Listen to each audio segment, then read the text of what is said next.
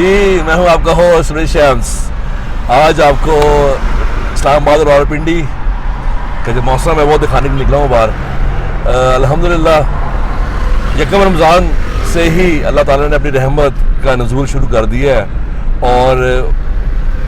और मज़े की बात यह है कि पहले ही रमज़ान शदीद बारिश ज़ालाबारी के साथ, और आज भी ज़बरदस्त बारिश हुई है। और अभी मैं निकला हूँ बाहर, मैंने कहा दिल कर रहा था बाहर निकलने का ताकि आप लोग थोड़ा सा दिखाएं कि मौसम बहुत ज़बरदस्त हुआ है, गर्मी का नामो निशान नहीं है। और मैं आपको अगर आप दिखाना चाहिए, मैं कैमरे को दिखाऊँ कि अक्सर लोगों ने जैकेट्स भी पहनी हुई हैं।